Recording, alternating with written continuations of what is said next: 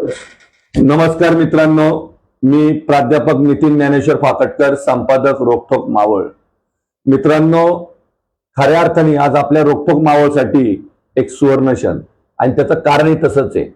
कारण आज आपल्या स्टुडिओमध्ये आपल्या भारतातील यंगेस्ट सायंटिस्ट, खऱ्या अर्थाने ज्यांनी वयाच्या 17व्या वर्षी PhD डिग्री प्राप्त केली, असे डॉक्टर वैष्णव शैलेश काकडे हे आपल्या स्टुडिओमध्ये उपस्थित आहे. सर्वप्रथम मी त्यांचं आपल्या स्टुडिओमध्ये सहर्ष स्वागत करतो. वैष्णवजी, सहर्ष स्वागत. मित्रांनो, मला वाटतं की खऱ्या अर्थाने वैष्णवजींबद्दल सांगायचं म्हटलं तर खऱ्या अर्थाने आपल्या भारत मातेचं नाव संपूर्ण जगामध्ये सुवर्णाक्षराने लिहिलं गेलं आणि त्याचं कारण तसंच आहे. कारण वयाच्या 17व्या वर्षी PhD प्राप्त करणं म्हणजे सोपं काम नाही. आणि त्यांचा हा अतिशय प्रेरणादायी इन्स्पायरिंग प्रवास, खडतर प्रवास आपण आपल्या या चॅनलच्या माध्यमातून सर्वांसमोर आणत आहे. तर मी पुनश्च त्यांचं सहर्ष स्वागत करतो. वैष्णवी, तुमचं पुनश्च सहर्ष स्वागत. आणि आपण आज त्यांच्या मुलाखतीला सुरुवात करूया. नमस्कार मित्रांनो, माझं नाव डॉक्टर वैष्णव शैलेश काकडे.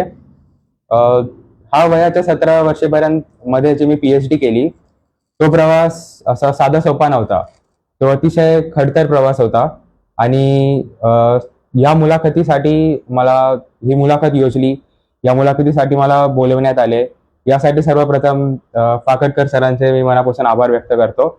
आणि तसेच रोकठोक मावळचेही मी आभार व्यक्त करतो. मुलाखतीला सुरुवात करण्यापूर्वी मी माझ्या आजोबांचे आभार व्यक्त करू इच्छितो. त्यांचा जे मला त्यांनी मार्गदर्शन दिले ते अतिशय मौल्यवान होते. आणि माझा हा जो प्रवास सुरू झाला तेव्हापासून ते माझ्यासोबत कायम असायचे. माझी कुठलीही गरज असू दे ते पुरवण्यासाठी एक माणूस म्हणजे ते कायम माझ्यासोबत होते. आणि त्यांचे हे जे योगदान आहे त्यांच्यामुळेच मी आता इथे आपल्या पुढे उभा आहे आणि भारताचं नाव मी जगाच्या पाठीवर नेऊ शकलो. वैष्णवजी, मला वाटतं की खऱ्या अर्थाने की घरातील संस्कार काय असावे की आज एखादी व्यक्ती आपल्या भारतातील यंगेस्ट सायंटिस्ट ठरावी, वयाच्या 17व्या वर्षी PhD प्राप्त करावी. पण मला वाटतं मुलाखतीला सुरुवात करण्यापूर्वी आपल्या आजोबांचं स्मरण केलं. खऱ्या अर्थाने हे आपले संस्कार दिसून येतात की माणसाचे पाय किती पृथ्वीवर असावे, बरोबर की नाही. मला वाटतं की ही मुलाखत सुरू करत असताना जसं मी मगापासून नमूद करतोय की भारतातील असतील, महाराष्ट्रात असतील, आपल्या ग्रामीण भागातील आंतरराष्ट्रीय वृत्तपत्रात सुद्धा वयाच्या 17व्या वर्षी PhD प्राप्त करणारा हा मावळातील युवक, हे सगळ्यांनी वाचलं, ऐकलं, बरोबर की नाही. पण खऱ्या अर्थाने मला वाटतं की अजून सुद्धा ग्रामीण भागात एक्झॅक्टली कळालंच नाही की नक्की तुम्ही काय प्राप्त केले. कारण अजून आपल्या ग्रामीण भागातल्या तरुणांमध्ये जसं की तुमचा हा मेसेज स्ट्रॉंगली गेला पाहिजे कुठेतरी. आज अनेक तरुण ही मुलाखत पाहतात आहे, त्यांना खऱ्या अर्थाने प्रेरणा मिळाली पाहिजे. तर नक्की तुमचा हा प्रवास अगदी साध्या सोप्या भाषेत PhDचा आपण आज लोकांपर्यंत पोहोचूया. नक्कीच. तर या सर्वाची सुरुवात माझ्या वयाच्या 11व्या वर्षापासून झाली. ओके, म्हणजे साधारण एक 6वी-7वीत. सो 6वी-7वीत असताना माझं सर्वात जास्त कुतूहल हे भौतिकशास्त्राकडेच होतं. मी इंग्लिशमध्ये त्याला आपण फिजिक्स बोलतो, तिकडे खूप अलाइंड होतो. शाळेत कोणत्या होता तुम्ही? मी ब्लॉसम पब्लिक स्कूलमध्ये. सो ब्लॉसम पब्लिक स्कूलमध्येच मी नर्सरी ते 12वी हा प्रवास केला. आणि भौतिकशास्त्राकडे माझं कुतूहल वयाच्या 11व्या वर्षी जेव्हा मी 6वीत होतो तेव्हापासून निर्माण झाला. सो तेव्हा माझे स्कोर्स वगैरे चांगले होते, अकॅडमिक्समध्ये माझा परफॉर्मन्स चांगला होता. आणि उरलेला वेळ मी कुठेतरी चांगल्या ठिकाणी कारणी लावायचा म्हणून भौतिकशास्त्राचे पुस्तकं विकत घेऊन मी वाचण्याला सुरुवात केली. माझ्या टीचर्सनेही मला तो सल्ला दिला आणि मी भौतिकशास्त्राचे युनिव्हर्सिटी लेवलच्या फिजिक्सचे टेक्स्टबुक.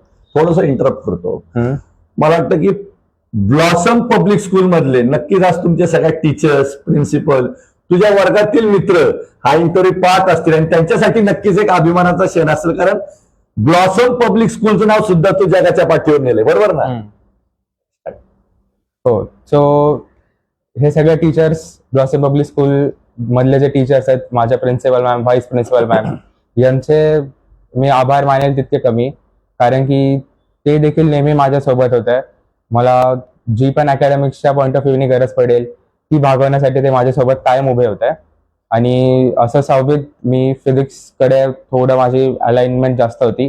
मी बुक्स वगैरे परचेस करून त्या रीड करायला चालू केल्या, युनिव्हर्सिटी लेवलच्या बुक्स, ज्या मोस्टली आपण 12th नंतर बॅचलर्स वगैरे करायला जातो तेव्हा आपल्याला मिळतात. त्या बुक्स मी 6वीत असताना लावण्याचा एक दृढ निश्चय केला. तेव्हा मला ते अवघड वाटत होतं, बट माझ्या आतमधून ते कुतूहल आणि एक दृढ निश्चय होता की मला हे करायचं आहे आणि मी केल्याशिवाय थांबणार नाही. सो ते तसं करता करता मी ते प्रश्न सोडवण्याचा प्रयत्न करू लागलो. निश्चितच मी तेव्हा 6वीत होतो, माझ्याकडनं काही प्रश्न सुटत नव्हते, काही नाही भरपूर सुटत नव्हते, पण तो एक निश्चय होता माझ्या आतमध्ये आणि त्या मार्गावरती मी पुढे जात राहिलो. तसं करता करता माझ्या वडिलांची लहानपणापासूनच मला शिकवण होती की जे काही असेल आपण सेल्फ स्टडीवरती जास्त फोकस केला पाहिजे, त्यांनीच आपला माइंड ट्रेंड होणार आणि आपण जास्त प्रॉब्लेम सॉल्व्हिंग ॲबिलिटीज डेव्हलप करू शकतो. जे डिफिकल्ट प्रॉब्लेम्स आहेत, जे एकदम अवघड प्रॉब्लेम्स आहेत, ते सोडवण्याची आपली कॅपेबिलिटीज या सेल्फ स्टडीच्या हॅबिटने आपल्याला मिळू शकते. सो त्याचा मला तिथे फायदा झाला आणि हे प्रश्न हळूहळू सोडवण्याचा जो माझा प्रवास होता, तो त्या सेल्फ स्टडीच्या हॅबिटमुळे थोडा मला तिथे मदत मिळाली. तसं करता करता अराउंड 8वीत आलो मी, ज्या मोमेंटला लॉकडाऊन आलं, आणि त्यावेळेस मी ठरवलं की आता या लॉकडाऊनचा पुरेपूर फायदा करून घ्यायचा. काय म्हणजे एक असं पाहिलंय, कारण मी एक नापासांची शाळा चालवतो, की बरेच पालक येतात की त्यांचं असं म्हणणं असतं की लॉकडाऊन मध्ये आमची मुलं घसरली आणि इथं हा मुलगा लॉकडाऊन मध्ये यांनी उचल घेतली. काय ते म्हणजे टर्निंग पॉईंट किंवा काय ते इन्स्पिरेशन काय होतं? शेवटी प्रत्येक गोष्टीला कुठेतरी एक प्रेरणा लागते, बरोबर की नाही? लॉकडाऊन मध्ये तर म्हणजे I think so everybody was in a depressed condition. तर काय तुझ्यामध्ये ते म्हणजे नक्की काय होतं ते? ऍक्च्युली आता ते तर मी असं बोलू शकतो की माझ्या आतमधून ती एक ड्राईव्ह होती ओके, की so it was a self motivated drive. So kind of आतमधून एक इनर इन्स्पिरेशन होतं, जे मी 6वीपासूनच कायम ठेवलं होतं. मी त्या मोमेंटपासूनच सेल्फ हेल्प बुक्स वगैरे पण वाचत होतो. अजून बाकीचे लेक्चर्स, डॉक्टर APJ अब्दुल कलामांचे जे सगळे व्हिडिओज आहेत, त्यांचे जे लेक्चर्स आहेत. एक 8वीच्या विद्यार्थ्याला हे एवढी म्हणजे हाय फंडा पुस्तकं ग्रास्पिंग किंवा झेपतात? ते मला माझा प्रश्न बरोबर आहे ना? तसं बघायला गेलं तर ती झेपली नाही गेली पाहिजे, पण मला इथून हेच सांगायचं आहे की जर आपल्या आतमध्ये एक दृढ निश्चय असेल गुड. तर कोणीही कुठलीही गोष्ट करू शकतं आणि कुठलीही गोष्ट अशक्य नाहीये. सो तोच निश्चय होता. 2 वर्ष मला जास्त काही प्रश्न जमले नाही, पण जेव्हा लॉकडाऊन मिळाला तेव्हा माझ्याकडे वेळच वेळ होता आणि शिवाय लागेल ते टेक्नॉलॉजी घर बसून उपलब्ध झाल्या होत्या, वायफाय वगैरे सगळं अवेलेबल होतं. सो त्या मोमेंटला मी अजून ह्याच्यामध्ये गेलो आणि तेव्हा कुठे माझं तिथे सार्थक मिळालं. म्हणजे 2 वर्ष मला जवळपास काहीच रिझल्ट नाही मिळाले, पण जेव्हा लॉकडाऊन आलं एवढा पेशन्स ठेवायचं सोपं नव्हतं ना, कारण 2 वर्ष जर रिझल्ट येत नाहीये तर एखादा गिव्ह अप करतो, बरोबर? मग कसं काय तुम्ही म्हणजे असं कोणत्या पॉइंटला वाटलं नाही की मी आता गिव्ह अप करतो, हे माझ्या दिस इज मेरे बस की बात नाही, असं वाटलं नाही कधी? असं भरपूर वेळा वाटायचं, पण माझ्या आतमध्ये तो एक नेव्हर गिव्ह अप ॲटिट्यूड पण होता. वा, great. ऍक्च्युली हो, तर असे व्हिडिओज वगैरे बघून, या सगळ्या सायंटिस्टचे व्हिडिओ बघून, फॉर एक्झाम्पल आपण थॉमस एडिसन बघितलं, तर त्यांनी बल्ब बनवला तर त्यांना 1000 वेळा ते नापास झाले बल्ब बनवण्यामध्ये, त्यानंतर कुठे त्यांना सक्सेस मिळाला. सो अशा स्टोरीजने माझं माइंड कंडिशन झालं होतं आणि तो एक नेव्हर गिव्ह अप ॲटिट्यूड माझ्या आतमध्ये डेव्हलप झाला की कुठलीही गोष्ट जर हातात घेतली तर त्यात गिव्ह अप. मला या मुलाखतीच्या माध्यमातून विशेषतः आपल्या ग्रामीण भागातील तरुणांनी नक्कीच हा संदेश घ्यावा, नेव्हर गिव्ह अप. की तुम्ही किती वेळा अपयशी होता हे महत्वाचं नसतं, तुम्ही किती वेळा बाउन्स बॅक होता, दॅट इज इम्पॉर्टंट, बरोबर ना? हो. सो असं करत करत लॉकडाऊन मध्ये मला कुठे ना कुठे थोडं सक्सेस मिळाला आणि त्यामधून जे मोटिवेशन आणि आतमधून जे आपल्याला प्रेरणा मिळते स्वतःमधूनच, ती खूप जास्त मिळाली मला. आणि मग टेक्नॉलॉजीचा उपयोग करत करत मग मी या लेवलपर्यंत पोहोचलो जवळपास 1 वर्षात, की जनरल रिलेटिव्हिटी तर मला समजून गेली होती आणि त्या मोमेंटलाच मग मी एक रिसर्च बघितला की सर अल्बर्ट आइन्स्टाईनची ही जी जनरल थिअरी ऑफ रिलेटिव्हिटी आहे ती काही याच्यापर्यंत खूप लोकांना समजत नाहीये. जरी त्यांचं एक मेजर फिजिक्समध्ये असलं, सपोज काही मुलं जे PhD करतात किंवा जे बॅचलर्स वगैरे करतात, पण त्यांचं मेजर फिजिक्समध्ये आहे. अशा लोकांनाही ते समजत नव्हतं. सो फक्त असे 10%च लोक होते ज्यांना ती थिअरी समजत होती. सो मी म्हटलं की जर ही मला समजू शकते, ते पण वयाच्या 13व्या-14व्या वर्षी, तर मी नक्कीच काही ना काही करून हे बाकीच्या लोकांपर्यंत पोहोचू शकतो आणि त्यांना वेगळ्या स्वरूपात हे शिकवू शकतो. त्यामुळे मग मी पुस्तक लिहिण्याचं ठरविलं. वा. तर at age of 13-14. Yes, I was in 8th grade. माझं 8वी संपायला आली होती. सो तेव्हा लॉकडाऊनच चालू होतं. मी म्हटलं मग याचा आपण फायदा करून पुस्तक लिहिण्यामध्ये वेळ युटिलाइज करू शकतो. सो ही जी जनरल थिअरी ऑफ रिलेटिव्हिटी आहे त्याला मी एका स्टोरीमध्ये प्रेझेंट केलं. अशी स्टोरी बनवली काइंड ऑफ एक नॉवेलमध्ये की ज्यांनी ती स्टोरी लाईन जशी जशी पुढे जाते तसे तसे आपल्याकडे फेनॉमिनाज येतात जे अल्बर्ट आइन्स्टाईननी जनरल रिलेटिव्हिटीमध्ये वा. प्रपोज केलंय. सो मी तसं पुस्तक लिहिलं, त्याचं नाव मग बियॉन्ड टाइम्स वेल ठेवलं आणि बियॉन्ड. टाइम्स वेल. ओके. आणि ते मग वयाच्या 16व्या-17व्या वर्षी ते पब्लिश केलं मी. ओके. सो पण ते पुस्तक लिहिता लिहिता पण मला अजून जी थिअरीची ग्रास्प आहे अल्बर्ट आइन्स्टाईनच्या ती अजून स्ट्रॉंग झाली आणि कुठे ना कुठे मग 9वी-10वी मी यामध्येच घालवलं, पुस्तक लिहित होतो. सो त्याची क्रिएटिव्हिटी मी कधी थांबवून नाही दिली आणि हे सगळ्यात मोठं मी बोलेल की माझं एक मेन प्रिन्सिपल होता की आपल्या प्रत्येकामध्ये क्रिएटिव्हिटी असते, प्रभुत्व ते असतं, पण ते कुठे कोणी बोलतंय किंवा कोणी आपल्याला आडवं येत आहे त्यामुळे ती थांबवून नाही द्यायची. सो म्हणजे बऱ्याच गोष्टी तुम्हाला डिस्ट्रॅक्ट करू शकतात, हो. But you should not stop your self. बरोबर ना? येस, आपल्या मार्गामध्ये भरपूर डिस्ट्रॅक्शन तर येतीलच, तर तिथे तर नाही थांबायचं. नेव्हर गिव्ह अप ॲटिट्यूड तर ठेवायचाच. आणि त्याचबरोबर आपली एक आतमध्ये क्रिएटिव्हिटी असती. कुणामध्ये राईट चांगले करतात, ते ऑथर आहेत चांगले आहेत, काही लोक चांगले पेंटिंग्स बनवतात. तर असे जे क्रिएटिव्हिटी आहे ती कधीच थांबवून नाही द्यायची आणि तो माझा एक मेन प्रिन्सिपल होता. त्यामुळेच मग मी म्हणलं की बुक लिहावी आणि ते लिहिता लिहिता माझ्या आतमधली क्रिएटिव्हिटी फ्लो होत गेली. आर्टिस्टिक क्रिएटिव्हिटी बाहेर आली. मी चांगले पोएट्री करू लागलो. पोएट्रीमध्ये मला 2-3 अवॉर्ड्स मिळाले. पेंटिंग्समध्ये नॅशनल अवॉर्ड मिळाला. सो ती क्रिएटिव्हिटी मी कधी थांबवून नाही दिली आणि ते करता करताच साईड बाय साईड मी जनरल रिलेटिव्हिटीवरती पुस्तक लिहित होतो. सो ते करता करता त्या थिअरीची ग्रास्प एकदम चांगली झाली माझी आणि कुठेतरी मग माझी 10वी संपून गेली हे करता करता. 2 वर्ष गेले आणि त्यानंतर मी असं ठरवलं की अजून जर मला गरज असेल युनिव्हर्सिटी लेवलपर्यंत अजून चांगली म्हणजे ग्रास्प करायची आहे, जर सगळे कॉन्सेप्ट समजून घ्यायचे आहेत, तर मी कुठले ना कुठले एक kind of coaching institute join करून त्या मेंटरचा जास्त उपयोग करून घ्यावा. सो त्यावेळेस मी एक कोचिंग इन्स्टिट्यूट जॉईन केला आणि तिथल्या मेंटरचा मी पुरेपूर फायदा करून घेतला. मोस्टली मला क्वांटम फिजिक्स समजायचं होतं बिकॉज रिलेटिव्हिटी मी समजलं, बट रिलेटिव्हिटी नंतर फिजिक्समध्ये मेजरली ही क्वांटम फिजिक्स होती. सो मी हे क्वांटम फिजिक्स त्या प्रोफेसर्स आणि तिथले जे मेंटर्स आहेत त्यांच्याकडनं समजून घेतलं आणि मी जवळपास सकाळी घरातून जायचो तर संध्याकाळीच घरी यायचो. दिवसभर तिथे घालून तिथले प्रश्न वगैरे सोडून असं एक जवळपास अख्खा वर्ष मी 11वीचा तिथेच दिलं आणि ते करता करता माझं क्वांटम फिजिक्स पण पक्का झालं. त्याचबरोबर मॅथमॅटिकल सॉल्विंग हे सगळे पण परफेक्ट झालं होतं. सो मी ह्या लेवलपर्यंत पोहोचलो की आधीच्या अवघड प्रश्न मला 6वी-7वी जमत नव्हते, ते आत्ता मी काही सेकंदामध्ये काही मिनिटांमध्ये सोडवू लागलो. वा. सो तो जो नेव्हर गिव्ह अप ॲटिट्यूड आहे त्याचा मला इथे परत फायदा झाला आणि हा जे 5 वर्षाची मी मेहनत केली ती कुठे 11वी संपता मला रंग आणताना अजून दिसली आणि त्यावेळेस मग मी काही क्वेश्चन असे सोडवले ज्याला दोन्ही क्वांटम फिजिक्स आणि जनरल रिलेटिव्हिटीची गरज होती. So now you are on the door steps to celebrate a major success. बरोबर ना? येस.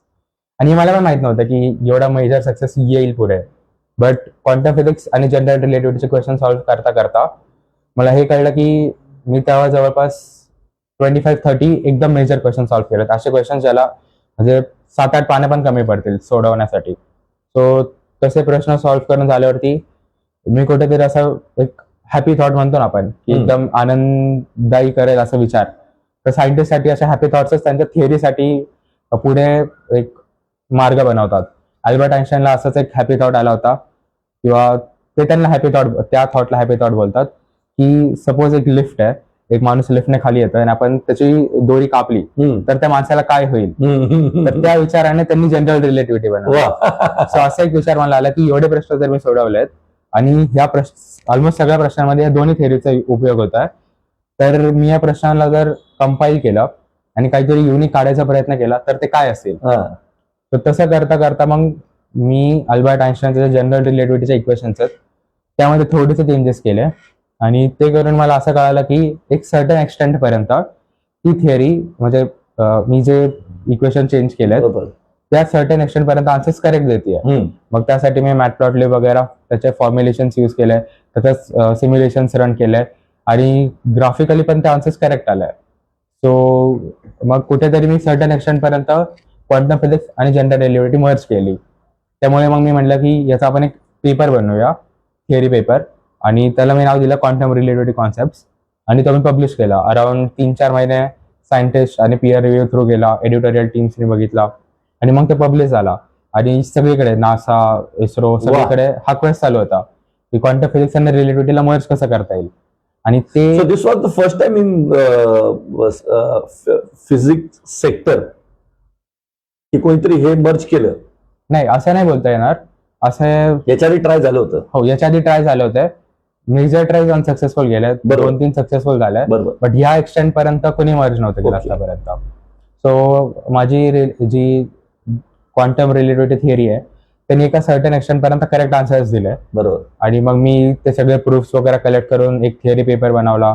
3-4 महिने त्याचा रिव्ह्यू झाला आणि ज्या मोमेंटला तो पब्लिश झाला तर एक खूप निश हे होतं, सगळ्यांची नजर त्यावरतीच होती की क्वांटम फिजिक्स आणि रिलेटिव्हिटी मर्ज होता आला पाहिजे, आणि ते मी केलं. त्यामुळे तो आठवड्याभराचा स्टॉप टाइम मध्ये सगळीकडे गेला आणि मग त्याची खूप प्रचिती झाली. आणि त्या थिअरीमुळे मग युनिव्हर्सिटीजने अप्रोच वगैरे केलं आणि त्या थिअरीला एक बेस मानून मला PhD मिळाली ॲट द एज ऑफ 17. म्हणजे मला वाटतं की आयुष्यातला हा एक सुवर्ण क्षण होता. फक्त तुझ्यासाठीच नव्हे तर ज्या वडिलांनी लहानपणापासून तुला साथ दिली, आजोबांचं स्मरण केलं, आजीचं स्मरण, संपूर्ण काकडे परिवार, बरोबर की नाही. आणि फक्त काकडे परिवारापुरते मर्यादित नव्हतं तर संपूर्ण भारत देशावर एक त्यांच्यासाठी हा सुवर्ण क्षण होता. कारण नाव तू आता एक यंगेस्ट सायंटिस्ट ठरला होता की वयाच्या 17व्या वर्षी ज्यांनी काय प्राप्त केली, PhD डिग्री प्राप्त केली. ऍक्च्युली मला वाटतं की डॉक्टर वैष्णव यांनी आता जो त्यांचा 6वी पासूनचा वयाच्या 17व्या वर्षापर्यंत जो प्रवास सांगितला तो खऱ्या अर्थाने नक्कीच मला वाटतं येणाऱ्या पिढीसाठी आणि ज्यांना फिजिक्स मध्ये विशेषतः करिअर करायचे त्यांच्यासाठी this is going to be a most inspiring story. पुढे जाऊया आपण. मला वाटतं जसं तुम्ही आता सांगितलं, म्हणजे एखादा विद्यार्थी जर ऐकत असेल तर तो पण उद्या असता तयारीला सुरू करू शकतो. 6वी पासून सुरू करतो, वयाच्या 17 वर्षी PhD घेतो आणि मी डॉक्टर वैष्णव बनतो, बरोबर की नाही. असतात काही. पण मला वाटतं की हा प्रवास जेवढा सहजतेने तू मांडला तो तेवढा सहज नव्हता. कारण हा प्रवास जे तू मला वाटतं अगदी 12-15 मिनिटात मांडला असेल तो तेवढा सोपा नव्हता. तर मला वाटतं या प्रवासात अनेक चॅलेंजेस आले असतील, बरोबर की नाही. हो. तू अनेक चढ उतार पाहिले असतील, तुला अनेक हर्डल्स पास करायला लागतील. तर काय नक्की आज तू थोडक्यात काय चॅलेंजेस मांडणार आहे? अगदीच. ऍक्च्युली कुठली पण मोठी गोष्ट जेव्हा कोणाच्या लाईफमध्ये येते तर ती स्पेसिफिकली असं 6-7 वर्षाचे एफर्ट्स किंवा असं आपण एका मार्गावर चाललो आणि एक स्पेसिफिक सक्सेस मिळेल असं तर कधीच नसतं. त्यामध्ये खूप उतार चढाव तर हे चालूच असतात. सो तशा गोष्टींबद्दल बोलायचं गेलं तर माझ्या आयुष्यातही अशा खूप गोष्टी आल्या. ज्यावेळेस मी थिअरी करत होतो त्यावेळेस डिस्ट्रॅक्शन्स तर खूप होत्या. त्यावेळेस एकतर लॉकडाऊनचा पिरियड होता. सो त्यावेळेस त्या डिस्ट्रॅक्शन्स पासून प्रोटेक्ट करून ठेवलं. आणि ते एक सगळ्यात मोठं चॅलेंज होतं की कुठे ना कुठे गेमिंगकडे आपण जास्त अलाईन होऊ शकतो. एकतर त्यावेळेस एक लहान वयात होतो, सो सगळ्यांनाच गेम खेळायचे कुतूहल असतं. क्रिकेट खेळायला जाऊ, PUBG वगैरे त्यावेळेस होत्या. सो ते खूप मुले तिथे अडकून राहतात. सो मी स्वतःच्या माइंडला तसं कंडिशन करून ठेवून मी त्या डिस्ट्रॅक्शन्स पासून लांब राहिलो. सो कितीतरी वेळा मला असं वाटायचं की चल आता एकदा गेम खेळून घेऊ, आता हे करू ते करू, काय होत आहे. पण मी ते एक दृढ निश्चय जो होता ना 3-4 वर्ष 6वी पासून जी सवय लावली होती ती सवय मी लॉकडाऊन मध्ये पण कुठे ना कुठे त्या निश्चयाने पुढे ठेवू शकलो, फॉलो थ्रू करत राहिलो. आणि तो एक सगळ्यात मोठा हर्डल होता की डिस्ट्रॅक्शन्स. सो त्या हर्डलला मी त्यावेळेस पास केलं. सो ते एक सगळ्यात मोठा हर्डल होता. बाकी हर्डल्स तर आता तसं बोलायला गेलं तर एक जे मी क्वेश्चन सॉल्व्ह करत होतो ते क्वेश्चन्स पण माझ्याच्याने सॉल्व्ह नव्हते होत. बट ते सॉल्व्ह करता करता मला लाईफचे काही प्रिन्सिपल समजले. सो मी खूप असं ओपन माइंडेड राहिलो होतो आणि ते ओपन माइंडेड ॲटिट्यूड पण मला खूप हेल्प केला. सो कोणी पण जेव्हा पण कुठली पण गोष्ट करताय सो लोक जनरली ते एक स्पेसिफिक मार्ग फॉलो करायला बघतात किंवा बुकमध्ये जे थिअरीज दिल्या आहेत किंवा जे पण आपण वाचतो त्या इट इज वाचून फक्त पेपरमध्ये लिहिण्यापुरतच ते अभ्यास करतात. बट मी त्याच्या एक पाऊल पुढे जाण्याची ती जिद्द ठेवली आणि ते ठेवली असतानाच हे प्रश्न पण सोडवत राहिलो आणि कुठे ना कुठे ओपन माइंडेड ॲटिट्यूड ठेवला की हे काहीही असू दे, मी या सगळ्या गोष्टी यूज करून लाईफला माझ्या बेटर करायचं वा. आणि माझ्याच नाही तर पुढे येणाऱ्या पिढ्यांना पण याचा फायदा गेला पाहिजे. बिकॉज सायन्समध्ये कुठली पण गोष्ट जर ॲडव्हान्समेंट आपण करतोय तर त्याचा येणाऱ्या पिढ्यांना खूप फायदा होतो. It should help the coming generation. Yes. So तो एक माझा मोठा पण होता साईड हे करताना. तो एक ओपन माइंडेड ॲटिट्यूड की वडिलांनी काही सल्ले दिले, आजी आजोबांनी सल्ले दिले तर ते सगळे मी ऐकण्याची कॅपेबिलिटीज ठेवल्या आणि तो एक ओपन माइंडेड अप्रोच ठेवला. म्हणजे लोकांचं कसं होतं की सक्सेस मिळाली किंवा काही ना काही आपण मोठी गोष्ट करतोय तर त्यांचं माइंड असं बंद होऊन जातं. त्यांना वाटतं की हीच गोष्ट माझी फक्त लाईफमध्ये आहे. तर ते मी असं ओपन ठेवलं की ज्या गोष्टी येत आहेत त्या ऍटलिस्ट मी सेव्ह करत गेलो. इनपुट्स घ्यायचे आपण. हो. सो त्या मी माझ्या आतमध्ये घेत गेलो. ज्या फायद्याच्या आहेत त्या मी ट्राय केल्या, त्या इम्प्लिमेंटेड ठेवल्या. ज्या नाही आहेत त्या आपण सोडून देऊ शकतो. सो तो एक ओपन माइंडेड ॲटिट्यूड बिल्ड करण्यासाठी खूप कष्ट लागले. हे जे थिअरी मी बोललो 6 वर्षाची मेहनत होती, त्या 6 वर्षात मी कितीतरी दिवस रात्र एक केले, कितीतरी रात्र असेच मी माझं काम करता करता माझ्या निघून गेले, मला कळलं पण नाही. सो कंटिन्युअसली हे काम चालू आहे त्यासाठी मग मी कंटिन्युअसली कॉफी प्यायचो रात्री जागण्यासाठी. तर तसं करत करत मी दिवस रात्र जागायचो. कधी माइंड असं थकून जातं ना आपलं. सो तसे इन्सिडेन्सेस झाले. त्या मोमेंटला मग मी मेडिटेशनचा सहारा घेतला आणि मग तिथून मला मेडिटेशनचे बेनिफिट्स कळाले. मग मेडिटेशन कंटिन्युअस ठेवलं माझ्या लाईफमध्ये तेव्हापासून आत्तापर्यंत. आणि असे खूप हर्डल्स आले. आता ते बोलायला गेले तर ते इननंबरेबल आहेत. बरोबर. आपण मोजू पण नाही शकत इतके हर्डल्स आले. फायनान्शियली काही हर्डल्स आले खूप. म्हणजे असे जे युनिव्हर्सिटी लेवलचे बुक्स आहेत त्यांचा कॉस्टिंग पण खूप असायची. सो असे खूप हर्डल्स होते. बट माझी फॅमिली माझ्यासोबत कायम होती. आई वडील आजी आजोबा कायम सोबत होते. सो त्यांचा जो एक विश्वास होता माझ्यावरती त्यांनी अगदीच मला नेहमी मदत केली पुढे जाण्यासाठी. सो तो विश्वास मी कायम मनात ठेवला आणि पुढे जात गेलो. मग हे हर्डल्स माझ्यासाठी खूप छोटे वाटू लागले मला. मला वाटतं की कोणतंही आपण मोठं कार्य करत असताना चॅलेंजेस येणारे. फक्त जसं डॉक्टर वैष्णव यांनी सांगितलं की आपल्याला त्याला ओव्हरकम करायचंय आणि आपला दृढ निश्चय पाहिजे. बरोबर की नाही? म्हणजे मला वाटतं की हा सगळा प्रवास ऐकत असताना मला इतिहासातल्या 4 ओळी आठवतात. तुम्ही मागाशी म्हणले ना, तुम्ही सुद्धा कविता केल्या. 4 ओळी तुमच्यासाठी की असं म्हटलं जातं की ध्येयासाठी वेडे व्हा आणि वेडीच लोक इतिहास घडवतात. त्यातले एक वेडे म्हणजे डॉक्टर वैष्णव ज्यांनी हा भारतासाठी इतिहास घडवला. बरोबर की नाही? आणि आमच्यासारखी शाणी लोक तुमचा इतिहास लोकांपुढे आणतात. तर मला वाटतं की वैष्णवजी पुढे जात असताना PhD तर झाली, खरतर प्रवास ऐकला, पण तरुणांना ऐकायचं की आता पुढं काय, डॉक्टर वैष्णव यांचं पुढचं नियोजन काय करिअर मधलं?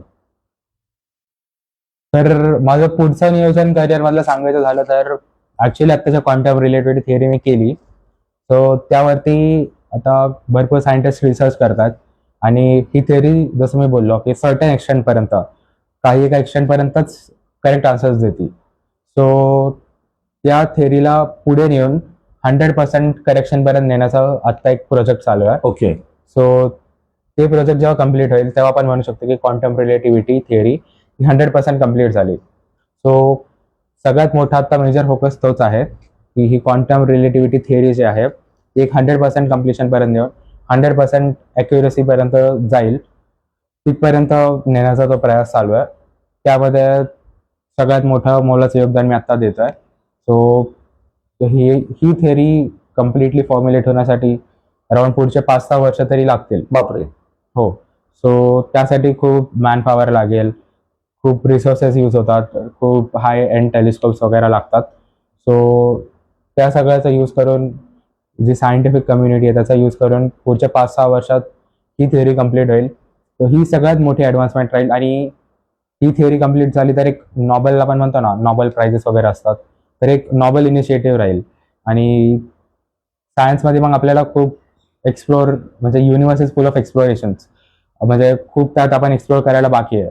1% पेक्षा कमी आपण युनिव्हर्स एक्सप्लोर केला आहे. सो ते कुठे ना कुठे आपण अजून एक्सप्लोर करण्याची कॅपेबिलिटीज आपण स्वतःमध्ये डेव्हलप करू शकतो या ह्युमॅनिटीमध्ये. सो ही थिअरी कम्प्लीट झाली होती, ती खूप एक ॲडव्हान्समेंट होईल. वेगवेगळे इक्विपमेंट्स आपल्याला डेव्हलप करता येतील आणि ते सगळं होऊन जाईल within next 5 to 6 years. So ही एक सगळ्यात मोठा फोकस आहे माझ्या करिअरमध्ये. सेकंड थिंग इज की जेव्हा मी हा प्रवास माझा चालू होता, हे सगळं करत होतो, ते करता करता जसं मी बोललो की डिस्ट्रॅक्शन्स खूप येतात. तर असे डिस्ट्रॅक्शन्स तर होतेच.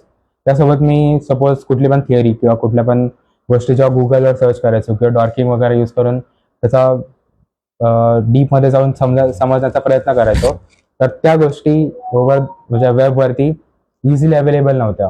एक गोष्ट एका युनिव्हर्सिटीच्या आपल्याला रिसर्चेसमध्ये मिळेल, तर काही गोष्टी अवेलेबलच नव्हत्या ऑनलाईन.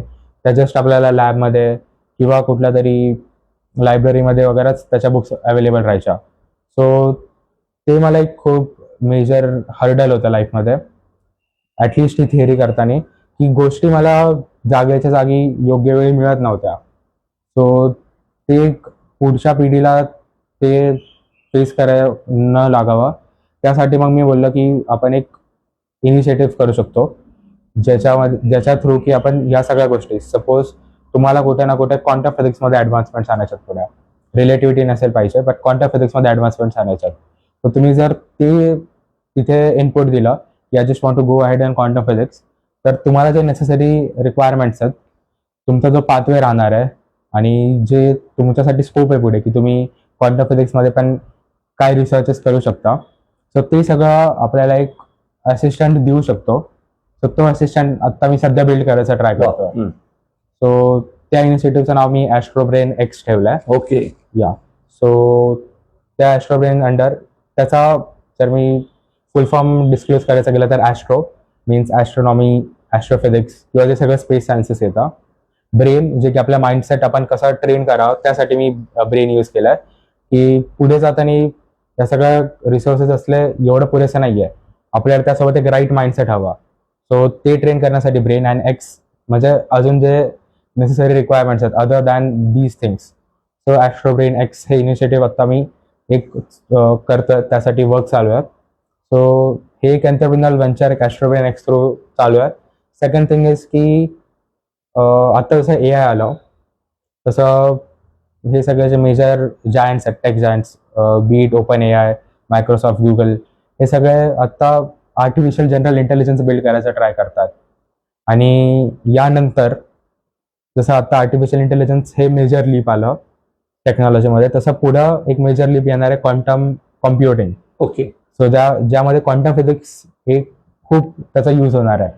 जसं आता आपले नॉर्मल कॉम्प्युटर्स बिट्सवर चालतात, 1s and 0s, तसं क्वांटम कॉम्प्युटर्स क्युबिट्सवरती चालतात.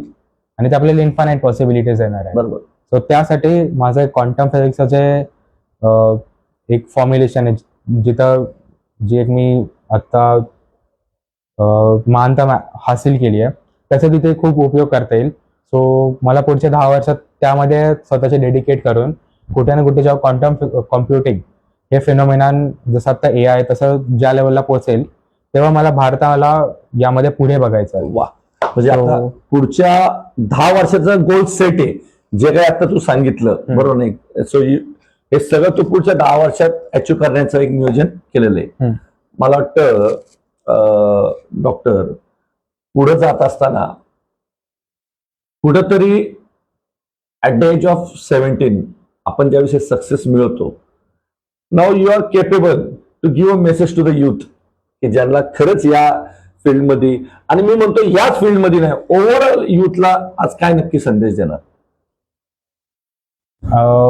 जर युथला माझा संदेश असा क्लिअरली राहील की तुम्ही सर्वप्रथम स्वतःच्या कॅपेबिलिटीज म्हणजे सेल्फ एक्सप्लोरेशन आपण ज्याला म्हणतो, सर्वप्रथम तुम्ही स्वतःसोबत बसून स्वतःला एक्सप्लोअर करा की माझ्यात युनिकनेस काय आहे.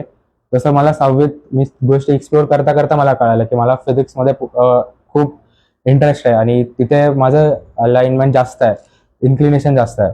तसं पहिलं तुम्ही स्वतःला एक्सप्लोअर करायला चालू करा, बाकीच्या गोष्टी ट्राय आउट करा, टेक्नॉलॉजीच्या बाकीच्या गोष्टी बघा, AI बघा, ज्या सगळ्या ॲडव्हान्समेंट्स आता होत आहेत सगळ्या ट्राय आउट करा, स्वतःला एक्सप्लोअर करत राहा कंटिन्युअसली. आणि त्या मोमेंटला मग कुठे ना कुठे तुम्हाला कळेल की यार ही एक गोष्ट आहे जी मी दिवसातले 24 तास देऊन करू शकतो, 12ही महिने करू शकतो आणि कोणी जरी आडवं आलं तरी मी थांबणार नाही. अशी एक गोष्ट ही आहे माझ्या आयुष्यात. जेव्हा तुम्हाला ती एक गोष्ट सापडेल, you should have that passion, passionate point, बरोबर? हो. सो असे तुम्ही पहिले तर एक्सप्लोअर खूप करत राहिलं पाहिजे आणि ज्या मोमेंटला तुम्हाला ती गोष्ट सापडेल त्या मोमेंटला ती गोष्ट सोडायची नाही. मग कितीही अडथळे येऊ दे, एक नेव्हर गिव्ह अप ॲटिट्यूड ठेवून त्या गोष्टीला कंटिन्युअसली कॅरी फॉरवर्ड करत राहायचं लाईफमध्ये. आणि एक रेझिलियन्स की एक फायटिंग स्पिरिट की अडथळे येतात ते येत राहणार पण मी थांबणार नाही. So your journey should go on. तर तसं जर करत गेलं तर कुठे ना कुठे असे मेजर ब्रेक थ्रूज येतच राहणार आणि आपल्याला पण कळणार आहे की असा ब्रेक थ्रू आला. मला वाटतं की अतिशय एक प्रेरणादायी संदेश आज सर्व युवकांना त्यांनी दिलेला आहे. मला वाटतं की मुलाखतीच्या शेवटाकडे जात असताना एक आपला इंटरेस्टिंग रॅपिड राऊंड असतो. इथं no explanation, no science, no physics, फक्त उत्तर द्यायची. ओके? 2 आवडते सायंटिस्ट. 2 आवडते scientist of course Albert Einstein and sir Nikola Tesla. Okay. 2 आवडते फिल्म्स. मिशन मंगल आणि छावा. 2 आवडती पुस्तकं. सगळ्यात मेजर आवडतं पुस्तक माझं the monk who sold his Ferrari by Robin Sharma आणि second one is Elon Musk by Walter Isaacson. Okay. शेवटी सायंटिस्ट जरी असलं तरी सायंटिस्टला पण चव असते जीवेला, बरोबर ना? 2 आवडते डिशेस. डिशेस जसं म्हणायला झालं तर सर्वात आवडतं तर माझं पावभाजी आहे अँड त्यानंतर सँडविच. ओके. आयुष्यातला एक आवडता प्रेरणादायी डायलॉग. हा डायलॉग ऍक्च्युली संदीप महेश्वरी सरांचा आहे. ओके. तर त्यांचे व्हिडिओज बघूनच मी ग्रो झालो 6th पासून आणि आत्ता पण मी ते बघतो. सो त्यांची फिलॉसॉफी मला खूप आवडते. त्यांचाच हा डायलॉग आहे की सक्सेसफुल होणं हे एक मोठ्या माणसाचं काम नाही आहे, सक्सेसफुल होणं हे एक बारीक मुलाचं काम आहे. बिकॉज तो मुलगा स्वतःला कधी असं कमी नाही समजत, येस. तो एक्सप्लोअर करत राहतो. त्यामुळे सक्सेसफुल होना हे फक्त पागल लोकांचंच काम है. तो जब भी लोग आपको ये बोलने लग जाए कि आप पागल हो गए हो तो समझ जाना कि आप सही ट्रैक पे हो. वा, काय डायलॉग, अतिशय म्हणजे मला वाटतं एक प्रेरणादायी डायलॉग तुम्ही युवकांना सांगितलेला आहे. येणाऱ्या काळामध्ये असे ध्येयवेळे युवक आपल्या या मातीतनं तयार झाले पाहिजे. या मावळाचंच नव्हे तर या संपूर्ण महाराष्ट्राचंच नव्हे तर भारताचं नाव जगाच्या नकाशावरती सुवर्ण अक्षराने लिहिलं गेलं पाहिजे. खऱ्या अर्थाने तरच आपला हा रोकटोक चॅनल मी म्हणतो की यशाकडे वाटचाल करेल. आणि येणाऱ्या काळात डॉक्टर वैष्णव यांना सदिच्छा, शुभेच्छा देतो आणि आपला निरोप घेतो. धन्यवाद.